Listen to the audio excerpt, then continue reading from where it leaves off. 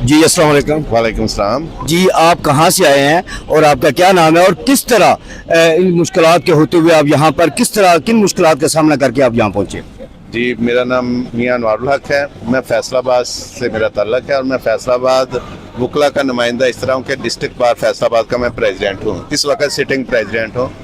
तो ये बहुत ज़बरदस्त तरीके से जब हाफिज़ नईमुर रहमान साहब ने आम लोगों के लिए ये आवाज़ उठाई कि हक दो आवाम को, एक तहरीक शुरू की, तो हमने सोचा, और अभी कुछ दिन पहले वो हमारे पास तशरीफ़ लाए थे, तो हमने उनसे वादा किया था कि हम इसमें ज़रूर शरीक होंगे। तो अब वहाँ से वकला का एक पूरा वफद, पूरा ग्रुप आया है और जगह जगह पे रुकावटें थी, लेकिन अल्हम्दुलिल्लाह हम उसको अबूर करते हुए, हम क्योंकि लॉ नोइंग भी हैं, हम लोगों के साथ नेगोशिएशन भी करते हुए और अच्छे तरीके और बहुत से अंदर से पचीदा से रास्तों से गुजरते हुए हम अल्हम्दुलिल्लाह यहाँ अपनी मंजिल मकसूद पे पहुँचे। तो ये असल में जो एक नारा है कि अवाम के हक़ के लिए जो हाफिज़ नईमुर रहमान साहब ने कहा है, तो मैं समझता हूँ कि जब तक अवाम में इसके बेदारी नहीं होगी, शऊर नहीं आएगा, तो शायद हम अपना हक़ कभी भी ना ले सकें। इस वक्त जितनी मुश्किल है, जितने बिजली की कीमतों में, गैस की कीमतों में और बाकी अशाए खुर्दोनोश की कीमतों में जितना इजाफा कर दिया गया है कि आम इंसान का जीना, आम यहाँ पाकिस्तानी का जीना मुश्किल कर दिया गया है, तो ये जो तवाना आवाज़ उठी है, तो हम इसके साथ हैं, दामे दरमे सुहमे कदमे हम इस हाफिज़ नईमुर रहमान के इस पूरे प्रोग्राम के साथ देने के लिए फैसलाबाद से तमाम वकला इसीलिए तशरीफ़ लाए हैं। अच्छा, क्या इंतज़ामिया ने आपको यहाँ बैठने की इजाज़त दी है या अभी नहीं दी? ये हम तो पहुंच गए हैं, अभी बाकी दोस्त भी आएंगे। देखें, वो इसको अगर रोकने की कोशिश करेंगे तो इंतशार फैलेगा। ये हमारी धरती है, इस पे अगर हम अपनी इस धरती पे भी नहीं बैठ सकते तो हमने कहाँ जाना है, हमने अपना एहतजाज कहाँ रिकॉर्ड करवाना है। ये इनको सोचना चाहिए कि ये पुरअमन एहतजाज जो है, देखें किसी के पास एक छड़ी भी आपको नजर आ रही है, वो लोग नमाज पढ़ रहे हैं, बाकी लोग वजू कर रहे हैं, अपने रब के सामने सरबसजूद हो रहे हैं। तो इस ऐसे माहौल को, ऐसे खूबसूरत माहौल को अगर किसी ने ख़राब करना है तो उसका नाम हुकूमत होगा, जो मौजूदा हुकूमत है। तो इसका सारा गलत क्रेडिट अगर लेना चाहती है वो गवर्नमेंट, तो हमें उठा ले, हमारे साथ तसादम कर ले, हम फिर भी इन पे कोई छड़ी नहीं उठाएंगे, कोई पत्थर नहीं मारेंगे। हमें तो उन्होंने कहा कि आपने इनको फूल पेश करने हैं, तो हम तो अपने बच्चों के साथ, ये बेटे हैं बेटियां हमारे, हम इनके साथ आज आए हुए हैं। तो अगर हमने इनके साथ कोई तशद्दुद का रास्ता अपनाना हो तो ये छोटे छोटे बच्चे और ये हमारे अपने बच्चे हमारे साथ ना आते। हम तो पुरअमन लोग हैं, अपने हकूक़ के लिए, अपने अवाम के हकूक़ के लिए, अपने इस मजबूरी के लिए कि अगर अब भी ना निकलेंगे कि वो जो 2-3 हज़ार रुपये वाला बिल है वो 20-30 हज़ार पे चले जाए तो किधर जाएंगे। हम तशद्दुद की किसी सियासत में यकीन नहीं रखते। हम इस मुल्क के शहरी हैं, इस मुल्क के हम आइन को, कानून को, क्योंकि लॉ का स्टूडेंट होने की हैसियत से भी हम उसको ओबे करते हैं और तमाम दोस्तों से भी इसकी रिक्वेस्ट है।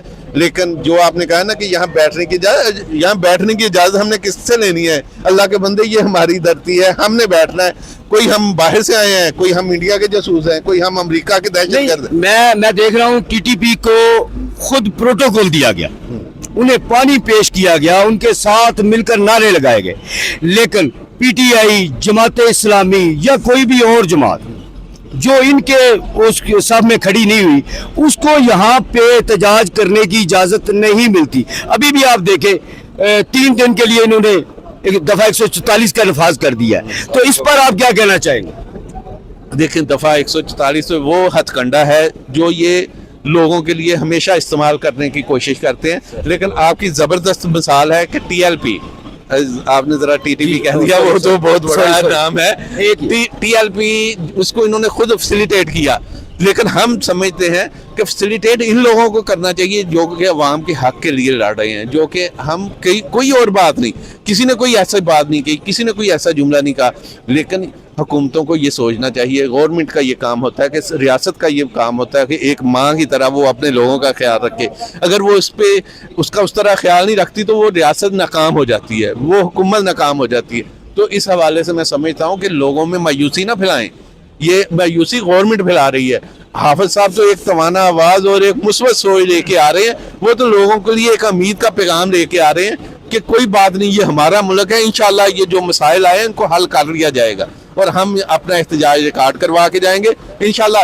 ये देखें, हमारे सामने अभी कश्मीर की मिसाल मौजूद है कि वहाँ 200 यूनिट का बिजली का बिल 575 रुपये आता है और हमारे 200 यूनिट का बिल 8,775 रुपये आता है। यानी कि इस फर्क को किसने मिटाना है?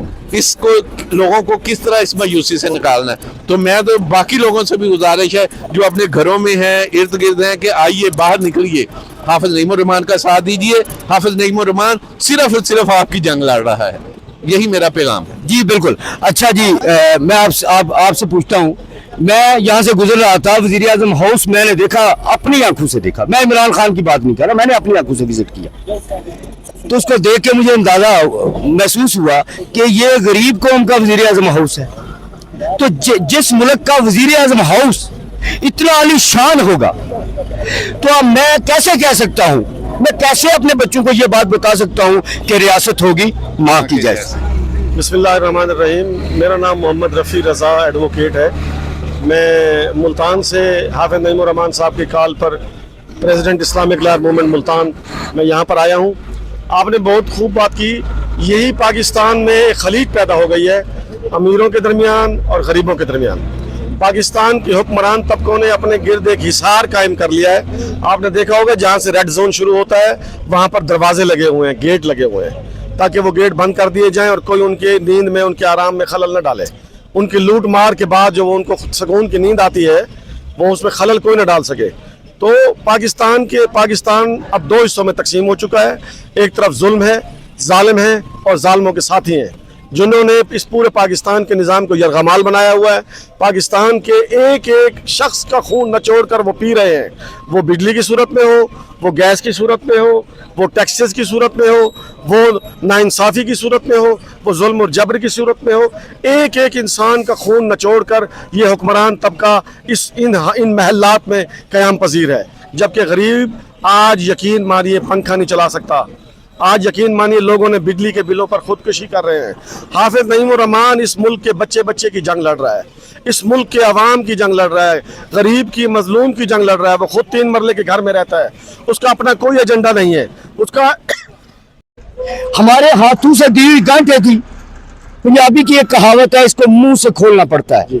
आज हम उनको मुंह से खोल रहे हैं। लेकिन जो भी आपने लफ्ज कहा कि इनके जहाज तैयार हैं, मेरे वतन को डबोकर ये जहाजों पर बैठकर चले जाएंगे और आप इन्हें जाने देंगे? वो जहाज के बाहर जो सिक्योरिटी पर मामूर है ना सर, ये उनकी ड्यूटी है। उन्होंने हलफ उठाया है कि हम पाकिस्तान के साथ लायल हैं, वफादार हैं और इस पाकिस्तान की माँ का खून नचोड़कर इस धरती का आंचल को तार तार करके किसी को भागने नहीं देंगे। हलफ उन्होंने उठाया है, मैंने हलफ नहीं उठाया, लेकिन मैं हलफ के बगैर पाकिस्तान का वफादार हूँ और अपनी ड्यूटी अदा करने यहाँ आया खड़ा हूँ। उन्होंने हलफ उठाया, उनकी ड्यूटी बनती है कि वो इनके जहाज ना उड़ने दें, वो इनको इन्हीं महल्लात में कैद कर दें जिन महल्लात में ये जुल्म का निज़ाम कायम करके और अंदर छुपे बैठे हैं।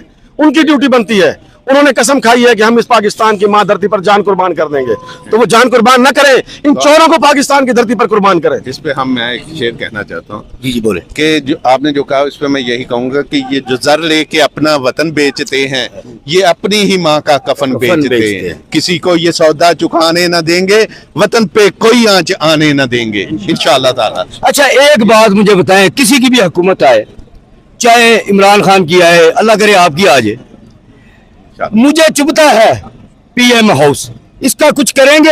या आवाम को ऊपर उठना चाहिए या पीएम हाउस को नीचे आना चाहिए? ये जो फैसला है हमारे और पीएम हाउस के दरमियान, इसको कम होना चाहिए। इसके बारे में आप लोग क्या कहें? मैं उनकी बात तो नहीं करता जिन्होंने नारा लगाया था कि हम पीएम हाउस को यूनिवर्सिटी बनाएंगे और फिर अगले 4.25 साल वो यूनिवर्सिटी न बन सकी। मैं उनकी बात नहीं करता। मैं अपनी बात करता हूँ कि मेरा कायद जमीन पर सोता है। मेरा हाफिज नईमुर रहमान अवाम की आवाज़ है, वो अवाम में से है। 3 मरले का उसका घर है, वो भी किराए का, वो ज़मीन पर सोने वाला कारकुन है। इंशाअल्लाह अगर वो इक़्तिदार में आ गया, और आप ये देखें हमने डिलीवर करके दिखाया है। KPK में जब हम सिराजुल हक साहब हुकूमत में थे तो आपने देखा है कि वहाँ डिलीवर हुआ है। वहाँ पर पार्लियामेंट के मेंबर की तनख्वाह सिराजुल हक के ड्राइवर के बराबर हुआ करती थी। इन्होंने फाइनेंस बिल भेजा कि मेंबर की तनख्वाह 1.5 लाख कर दें। उन्होंने कहा बड़ा आसान है, आप ड्राइवर की तनख्वाह 1.5 लाख कर दें, कल मैं मेंबर की तनख्वाह 1.5 लाख कर दूंगा। बड़ा आसान है, हमने डिलीवर करके दिखाया। हम एक छोटी सी मिसाल है कि हमारी मिसालें मौजूद हैं। हमने कोई ना अल्फाज के गोरख धंधे के साथ नहीं खेलते। हमारे नेमतुल्लाह साहब उधर रहे हैं कराची में मेयर, हमारे अफगानी साहब कराची में मेयर रहे हैं जिसका अरबों रुपए का था, और दोनों अपने घर में, और अफगानी साहब 2.5 मरले के घर से ही उनका जनाजा उठा। वो 2 बार वहाँ कराची के मेयर रहे हैं। अगर उसको से आगे बढ़ते जाएं, जैसे कि KPK का कहा, हमारे सिराजुल हक साहब वहाँ 2 बार वजीर आला रहे। اور ابھی چھوٹی چھوٹی مثالیں ہیں. میں فیصلہ بار ایک بہت پاکستان کی تیسری بڑی بار ہے, میں اس کا صدر ہوں. اس وقت بھی اس کا کروڑوں کا اس وقت بھی اس کا وہ بجٹ ہے, لیکن الحمدللہ آپ وہاں سے بھی پوچھیں 1 روپے کی کرپشن نہیں ہے. زندگی کس طرح ہے اسی طرح آپ کے سامنے, جس طرح سادگی ہے, جس طرح چپل پہنی ہے, جس طرح ہم لوگ آپ میں سے ہیں. صرف ہم یہ چاہتے ہیں کہ آپ پہچان لیں کہ آپ کے دوست کیا ہیں.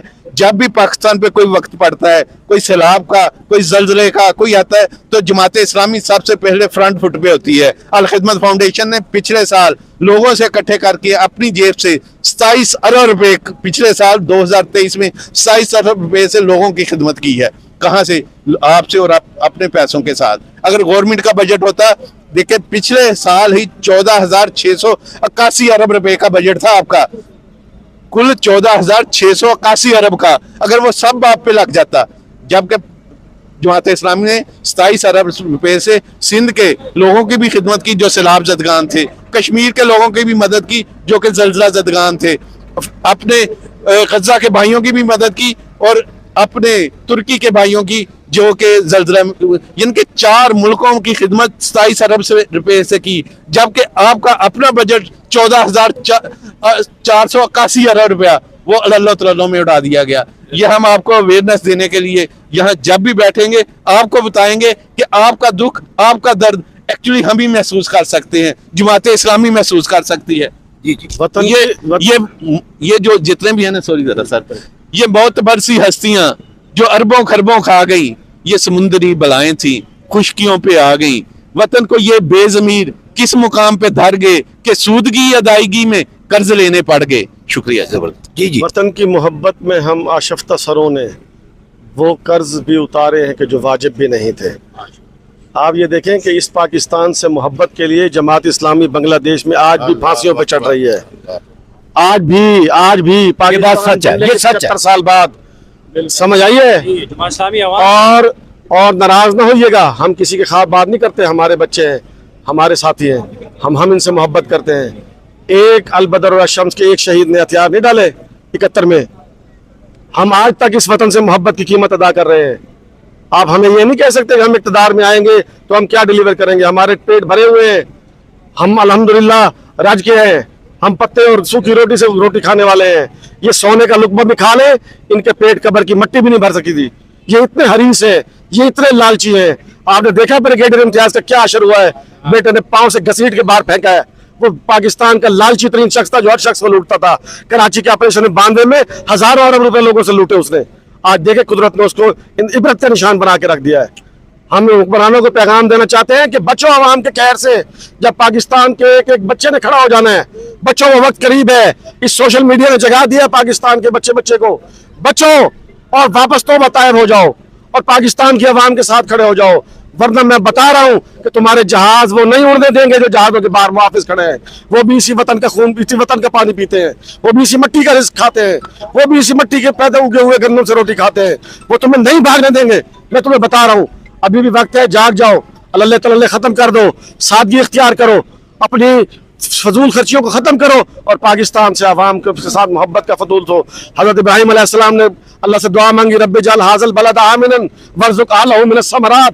جب آپ کو اقتدار ملا, آپ نے کہا رب کریم اس وطن کو امن کا گہوارہ کرا, اور اس وطن کی زمینوں میں سے اتنا پھل ہوگا کہ اس کا ہر شخص کھا لے. تم ظالموں, تمہاری نحوست کی وجہ سے ہماری زمینوں نے پیداوار دینا چھوڑ دی ہے.